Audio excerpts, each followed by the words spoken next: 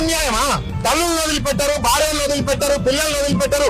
ఎవరు పడితే వాడు ఇష్టం వచ్చినట్టు మాట్లాడతారా? రాజకీయాల కోసం సభ్యత లేదా, సంస్కారం లేదా, ఒక మర్యాదలో లిమిట్స్ లేవా? ఏదైతే మాట్లాడతారా? టీవీలలో చూపెడతారని, ప్లేట్ బ్రేకింగ్ వస్తాయని, పేపర్లలో ఫ్రంట్ పేజ్ న్యూస్ వస్తాయని. ఇదేనా రాజకీయం అంటే? అమ్మలను తిట్టడము, తమ్ముళ్ళని తిట్టడము, కొడుకులను తిట్టడము, పిల్లలను తిట్టడము, లేనిపోని అలవాట్లను అంటగట్టి తప్పుడు ప్రచారాలు చేయడమే రాజకీయమా? దమ్ముంటే విద్య మీద చర్చ చేయి. ఇవాళ తెలంగాణలో దిగజారుతున్నట్టు ఒక విద్య మీద చర్చ చేయి. తెలంగాణ విద్యా వ్యవస్థలో జరుగుతున్నటువంటి ఒక కాంట్రాక్ట్ కుంభకోణం మీద చర్చ చేయి.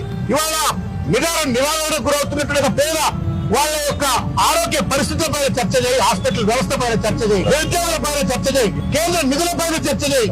ఇవన్నీ పక్కకు పెట్టి పట్ల మొక్కల కొనుగోళ్ల పైన చర్చలు చేయమంటే ఇప్పుడు తీసుకున్నట్టావు.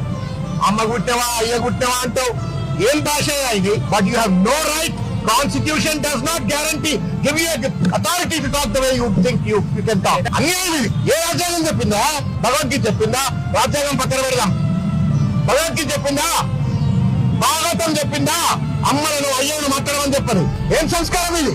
మీరేనా ధర్మం దేవుళ్ళ గురించి మాట్లాడేది? Then I caution Bandi Sanjay, please change your style. Councillor గా ఉన్నప్పుడు ఏదో మాట్లాడినావు, కొత్తగా పార్టీ అధ్యక్షుడు అయినప్పుడు పబ్లిక్ అటెన్షన్ కోసం, నిన్ను గుర్తింపు కోసం ఏదో మాట్లాడినావు. ఇవాళ కేంద్ర హోం మంత్రిను, సావరణ అథారిటీ, భారతదేశ సార్వభౌమాధికారం చేతిలో పెట్టుకొని చిల్లరగా లెక్క మాట్లాడితే ప్రజలు తాట తీస్తారా?